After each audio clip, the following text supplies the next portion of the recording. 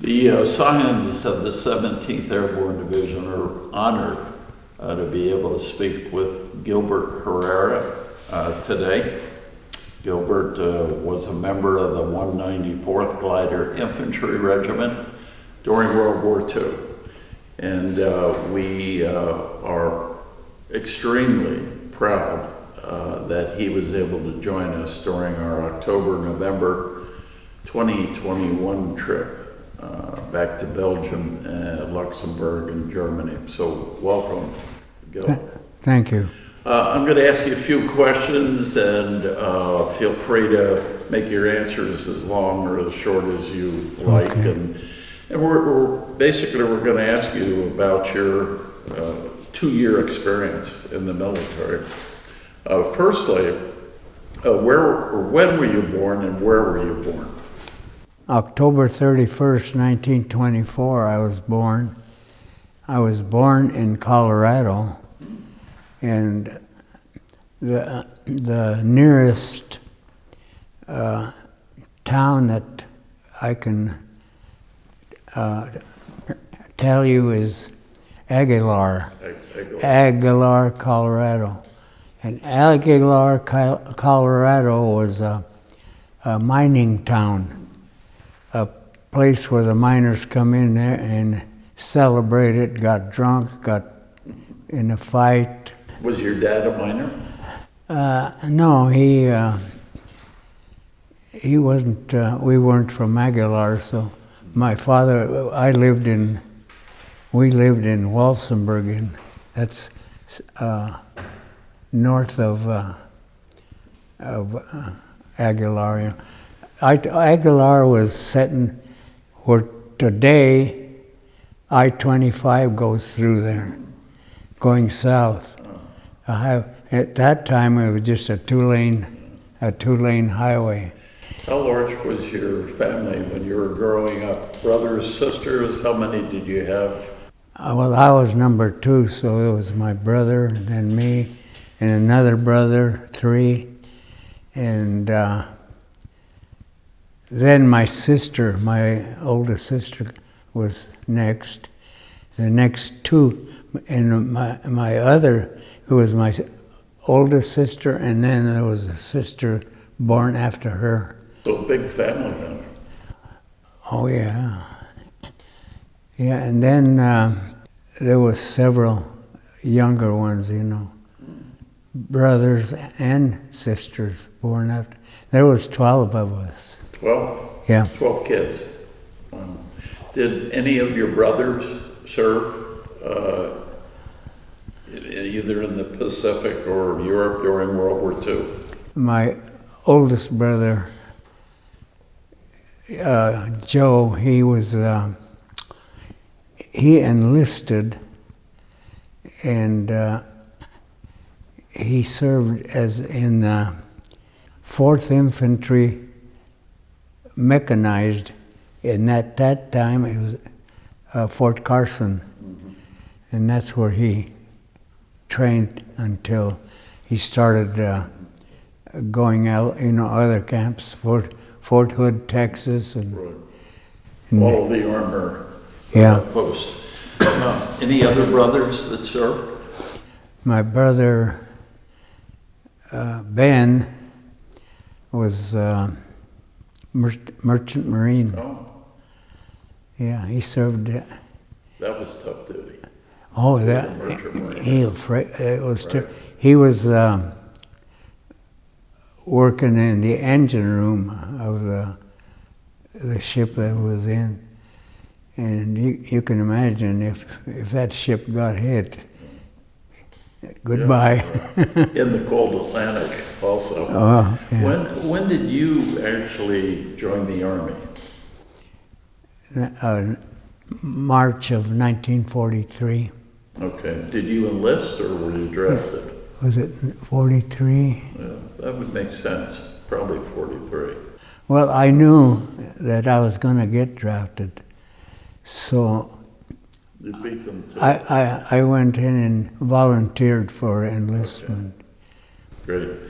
Great. So after you volunteered for the Army, Did you go right into the 17th Airborne Division then? Well, there wasn't a 17th. Okay. We went to Camp McCall, and they were organizing the 17th at that time. How about basic training? Where did you do that? Camp McCall. Camp McCall, okay. Did you do your parachute training at Camp McCall as No. well? No, the 513th parachute training, they trained me. They were training us how to jump. And Were you then assigned the 194th after? no, You went into the 17th and then right into that? yeah.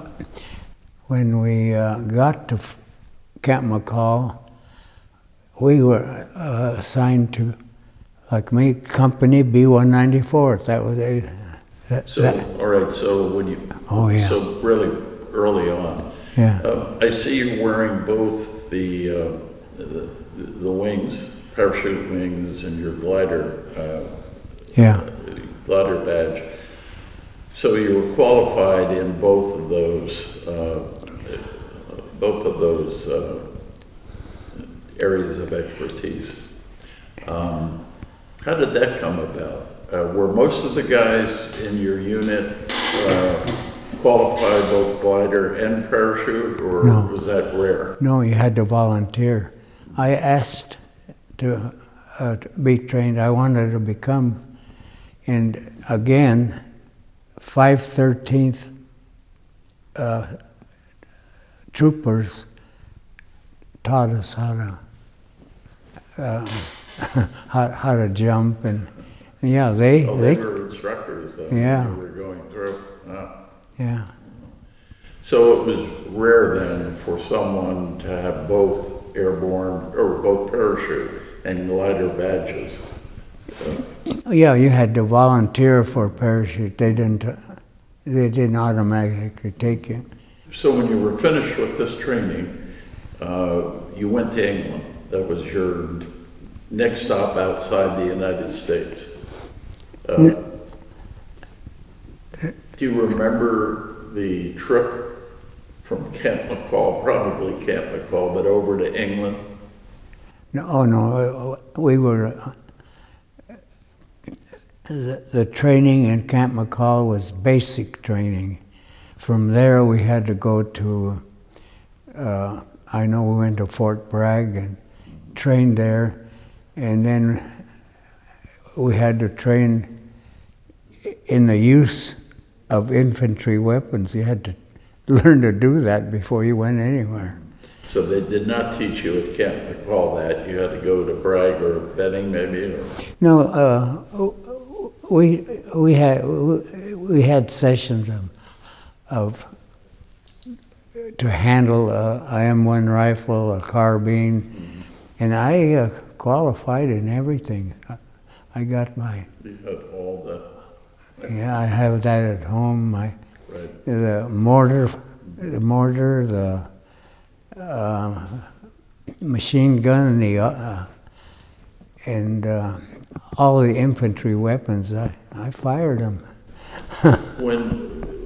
After your training, what port in the United States did you leave from to go to England? Do you remember? Yeah, Boston. Boston. Yeah. That was a ride up to Boston. Yeah. Do you remember anything about was it the Wakefield that Yeah. you went over? Do you Yes. remember anything at all about that ride? Rough seas, gentle seas. No, the Wakefield, before the military took it over, was a pleasure cruiser, Yeah. And the entire, probably 10,000 soldiers of the 17th Airborne were on that ship. All of it, the whole division. Whole division. And when we left the harbor, we had an escort of bombers, U.S. bombers, protecting us for half the way, distance. They were flying above to protect us from submarines. Right.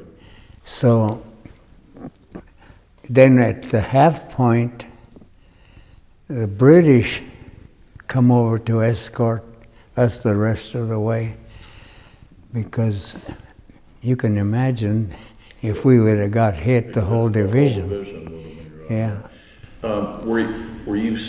Was the Wakefield sailing alone, or was it in a convoy? All alone. Wow. A juicy target for a German submarine. Right. When you got to England, what do you remember about being in England before the Battle of the Bulge? Were you in tents or were you in barracks? No, they had barracks because we didn't go to England before D-Day because there was no room for us. There was some soldiers all over. So after D-Day is when we occupied Their barracks. Yeah.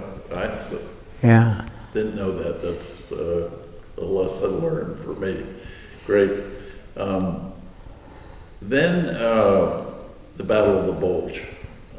The Germans attacked on December 16th of 1944. Yeah. And you guys were all flown in from England down to airfields near Reims, France, and then driven by trucks to Moray, which we visited during this trip. Do you remember that ride? It was the middle of the winter. It was very cold. One of the coldest winters in the history of Europe. Well, at that particular time when I flew from England to France, I was only in France long enough to board trucks, Right. and then they drove us over into, I was in Belgium at, what's the name of the capital down there? Brussels.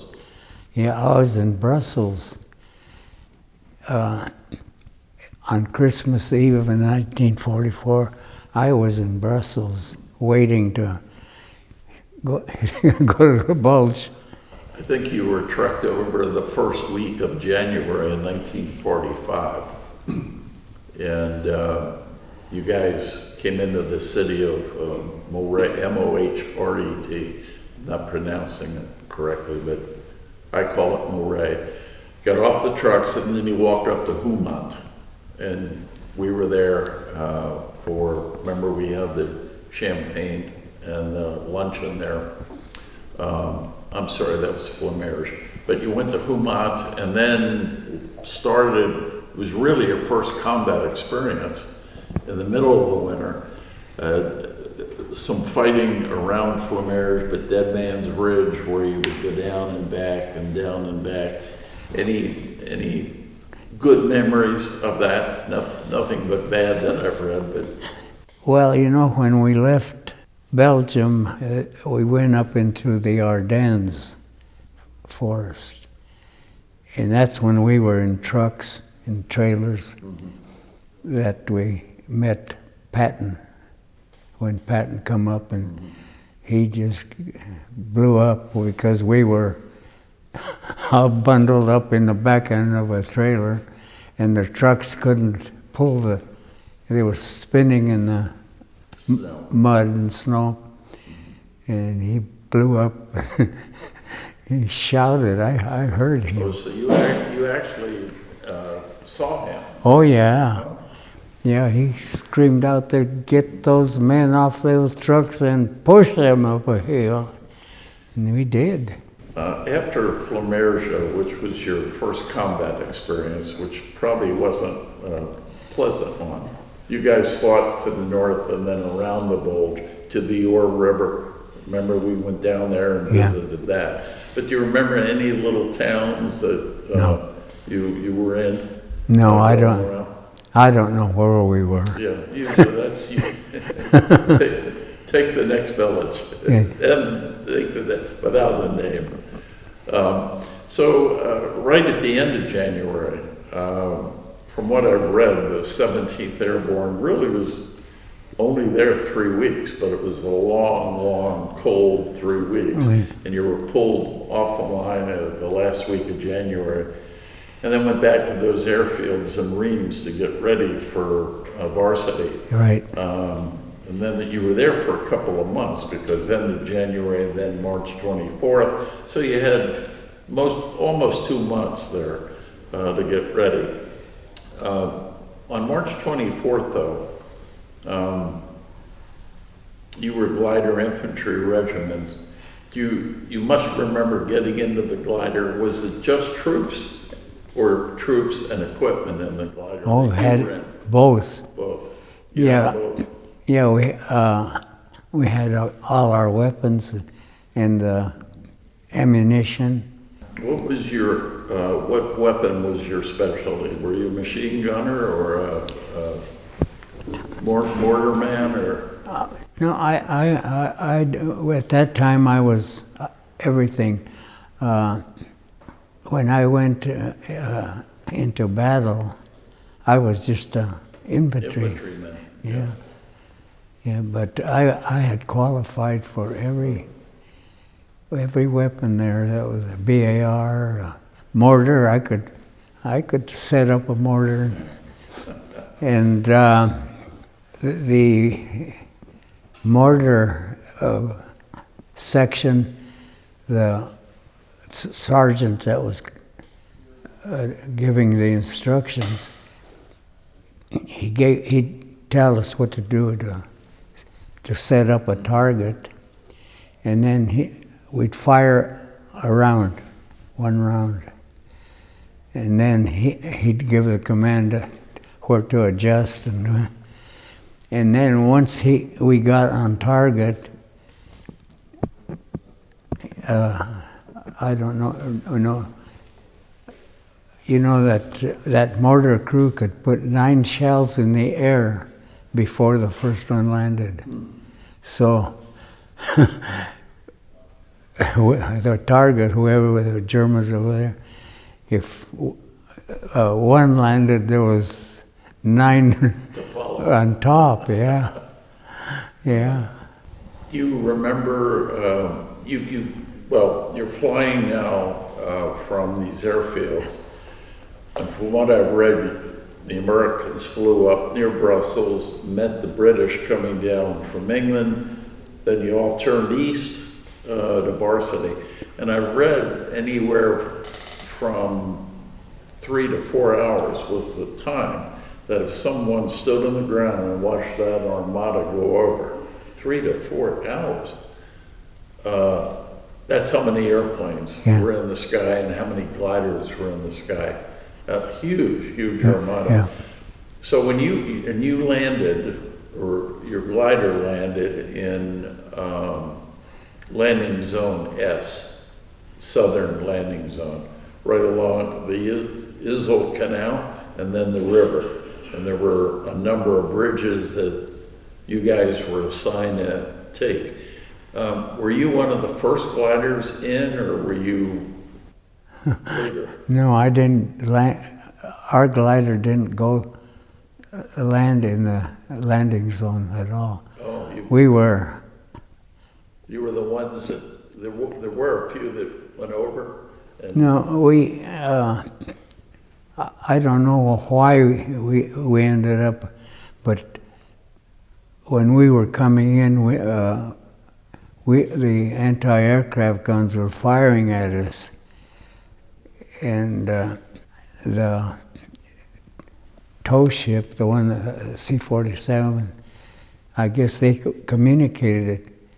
And they probably told us to cut loose or we'd pull the plane down. Yeah. So we did. We cut loose, and our glider pilot didn't mess around. He headed for the ground. And that's when we actually crash. We come in, and where I describe, we hit the bank of the Autobahn. Yeah, we hit it, and it was high enough where I could set a machine gun up on top of it, and I could look over it. And the other thing that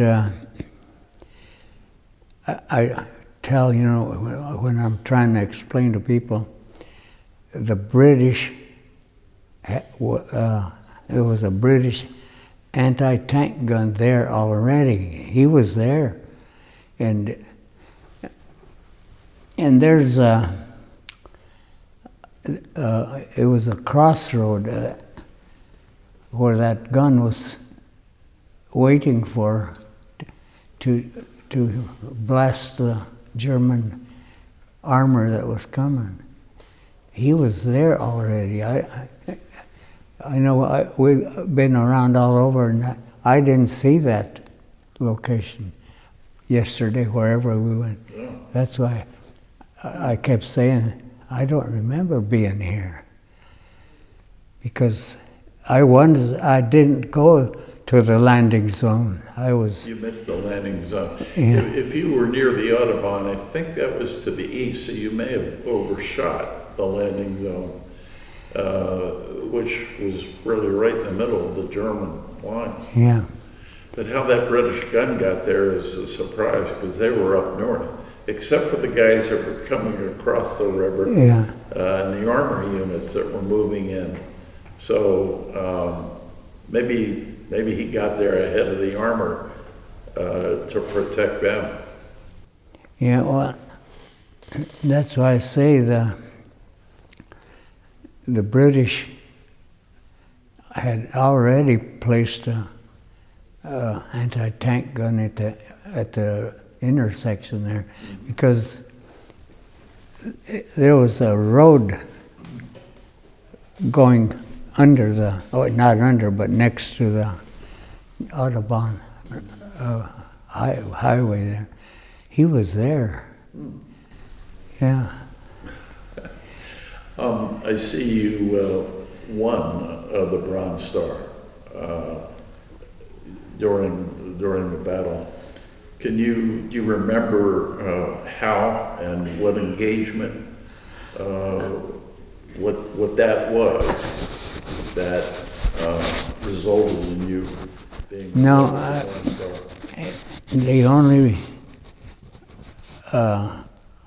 way I qualified for the Bronze Star was Just over on this side. This.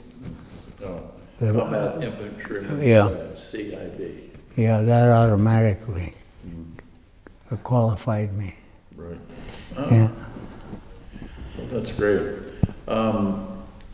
So we know the battle was basically 2 days, varsity. Not a pleasant one, but we heard today that the division accomplished all of their missions in 4 hours.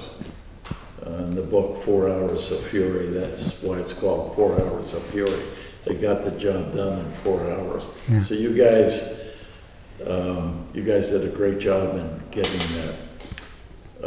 After the 2 days had gone by, you then moved out, and we went to Limbeck Castle. You were going in that direction, heading to Munster.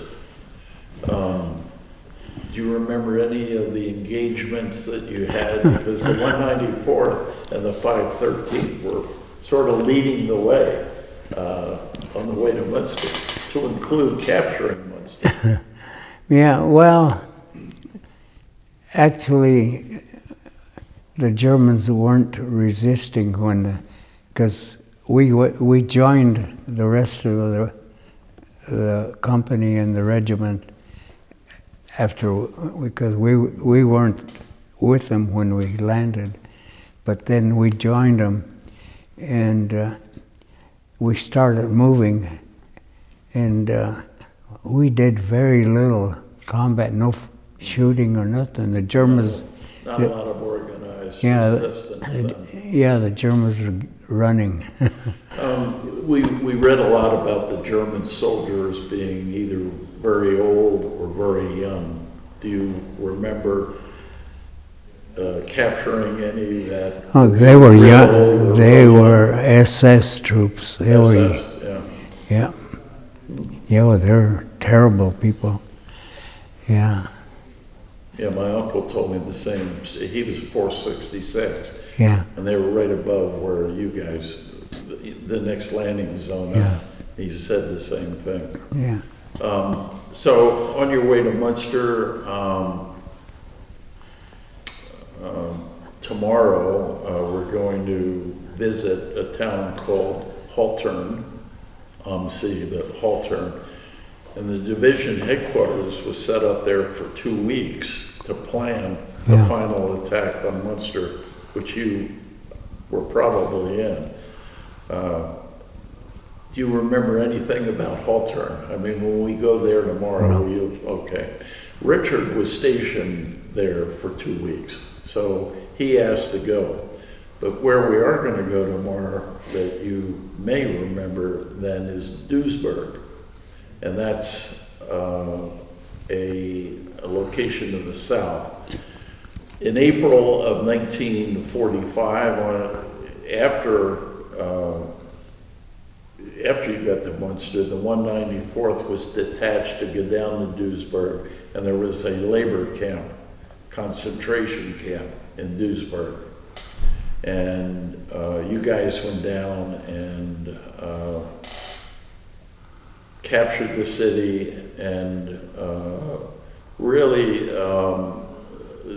the event that I've read about is that before the Germans pulled out of Duisburg, they shot the labor camp in workers and buried them in a mass grave. So when the 194th got there, you made the townspeople dig up the mass graves and rebury them in the center square of the village, of the town. It's a pretty big town now, with great shopping grounds, so you're gonna like it. But you made them rebury them in individual graves in the center park of the town so that they would never forget what they did. Do you remember any of that at all or not? Well, when we got to Duisburg, all this terrible things that happened must have happened months, or it didn't happen while we were there. Right.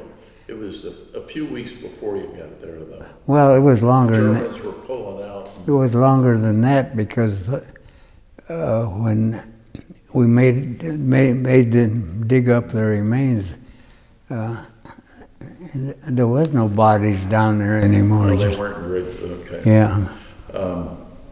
So when the war ended then on May 8th, were you still in Duisburg, or No. where had you gone? No, I was in Essen. Okay, so they moved you over to Essen Yeah, then. yeah. How did you learn that the war had ended? In Essen, when you were in Essen, how did you learn it? Well, the news come out that Germany had surrendered, May the 8th. Yeah, I was there. I bet you were a happy guy when you heard that. Oh yeah, we were, the company was stationed in other units in Essen, and we knew that the war was almost over because there was no more German soldiers. If they had only known it in March of in Basel that the war was almost over. Yeah. Yeah, my brother knew. Yeah. He when I met him in Duisburg, and he says, why Operation Varsity? He questioned me. He says, the war was over. What the hell are you guys doing flying over here? Yeah. And he was right. varsity was unnecessary. Yeah, actually, the Bridget Romagan, Patton had already gotten across that, and they were already into Germany. No, it was the way I think about varsity, that it was Montgomery's last hurrah. He wanted varsity so that history says Montgomery. He had the ego. Yeah, right. Yeah, we didn't have to do that. It was Montgomery, because when we come in varsity, we come into land, there was no big German attack, coming, trying to stop us. They were going, we had the momentum by then, heading east. How long then did you stay in Germany after the war ended? I forget how long, but... Did you come home before Christmas or after Christmas? Well,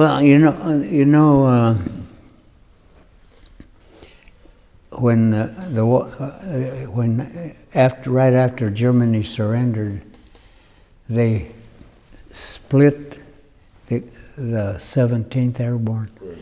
And some were assigned to go to Berlin, and then I was assigned to the 13th Airborne.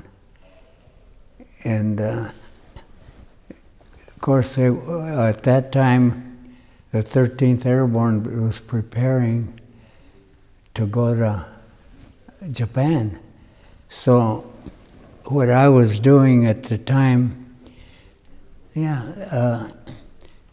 they were waiting to assign me probably to, well, they did assign me to the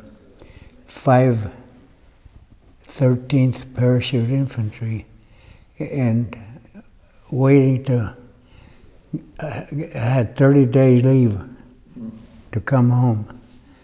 And from there, I was headed to Japan. But in the meantime, Japan surrendered. I was still in the port of Le Havre on August the 15th when in California or the port of Le Havre in France. You had not left. Okay. Yeah. No, I was there on the 15th. All right, so you probably came home then instead of going to... Well, yeah, I still got to come home, but then I got home and they gave me the notice, yet you're done. Yeah, that was good news. Was it an easy transition from the military back into the civilian world for you? No, it was bad. Yeah. Yeah, it was bad because there really was no jobs for us, because the people that were there were working, and I know I couldn't get a job. It was What did you do when you came home? Well, what they did, they called it 5220. They gave us $20 a week for 50 weeks. That was the only money that we had. 5220. Yeah. Never heard that phrase, but another thing learned. Yeah. So after that's sort of like a year. Did you find another? You stayed in the Denver area. Yeah. Okay. Was it easy then, after about a year, to find a job, or no? Still difficult? No, my father was a had a truck, you know. He was hauling stuff in that truck, and I went out with him. I didn't have a home, but my dad was working all over the different states, wherever he could get a job. So I was with him, and I learned to operate with the same equipment with him. When did you get married? August, let's see, June the 15th of 1947. Oh, so 2 years after you, Yeah. almost 2 years Yeah. after you came back. Did you know your wife before you went overseas, or did you meet her when you came No, I back? met her when I got home. Okay. And I didn't know her, you know. She just happened to be with around family members, because there was a lot of family around celebrating, cousins and uncles and aunts and the whole ball of wax. They were all there. So I really didn't meet her then. I knew who she was because of the location, you know, and all the people. And then she begged you to marry her. No, it was 2 years later, you know. Do you remember how you proposed to your wife? No, because we didn't really want to get married yet, you know. But the parents wanted us to get married because they couldn't control the daughter, and I was having problems. The daughter meaning your wife to be? Yeah, the parents were worried about her, you know. You got her in shape, though? You got her in shape then? No, we were out having fun. We didn't want to get married. And my father, because I didn't have a home anyway, he asked me, he said, why don't you guys get married? They wanted us to get married. I didn't want to get, we didn't want to get married. I had a car, and we were running all over. How old was your wife before you got married, or when you got married? Pretty young, or? She was 18. Well, Yeah, I was 24. you were the old man. Yeah. Yeah, I know. We wouldn't have got married except neither one of us had a place to go anymore. Yeah. Yeah. Well, it's a good thing you did, because your family would not be here with you today for this, and all the help that they've been giving you.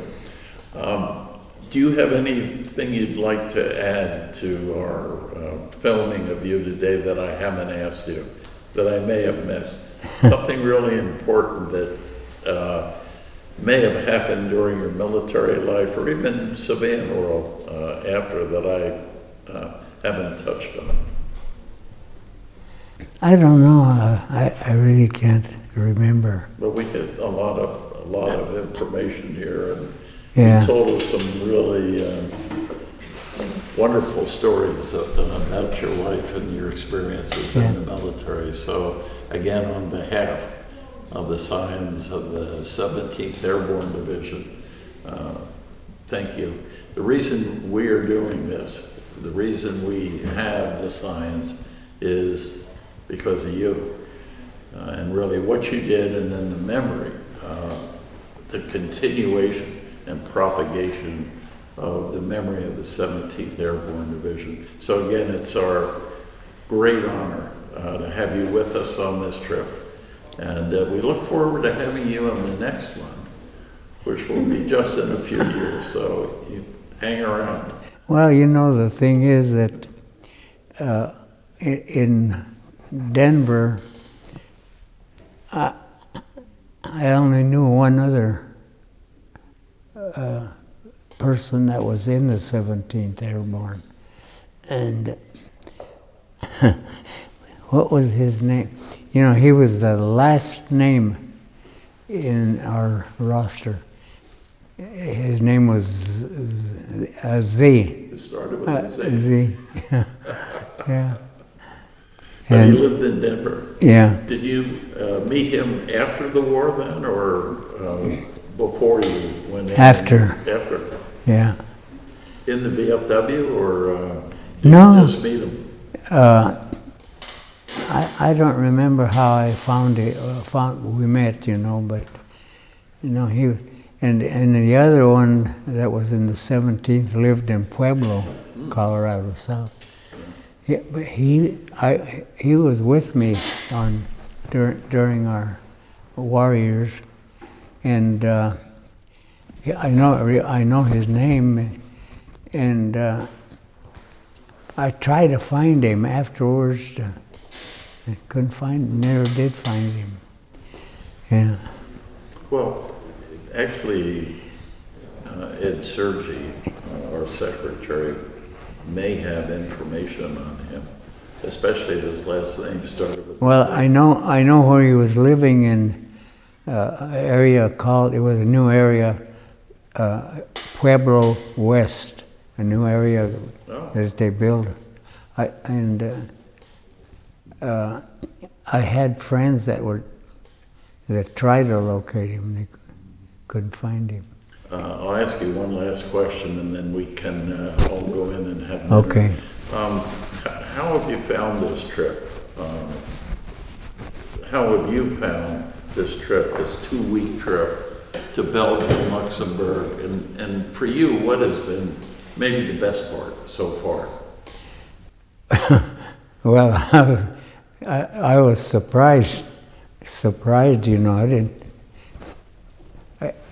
I didn't know that something like this was happening, but I loved the children, the kids, the children. That was the best thing that yeah. For me too, I always enjoy that school. Yeah. It's called the St. Joseph, and the kids were amazing, weren't they? Yeah, they I think all of them wanted to ask questions. Well, yeah, it was like a mosh pit almost, the way they treated you guys. You haven't seen this yet, but we had a little drone flying over the group, and we have a terrific shot. It looks like a big donut, from the sky. All the kids, maybe 5 kids deep, with you 2 guys right in the middle. Yeah. And that was beautiful. It's because of this guy that we did it. You're going to really like it. How did it feel to finally be honored then during this trip by the kids, by the townspeople that you met, by the mayors that you met? Well, for me it was why me? You know, why me? I just figured I didn't deserve any of this. For me, this is my 4th trip that I've made with the veterans, and they all seem to say that very same thing. Why me? I didn't do anything extraordinarily. Yeah. But then in the next breath, you tell me about your glider ride in on varsity, what you did in the Battle of the Bulge. So again, we're quite honored that you're here. You're our hero. Yeah. So thank you for your time. Your family members are here. Any other questions you guys wanted to ask? We're good? Love you, Grandpa. Thank you, Gil. Okay, thank Thanks you. for your time.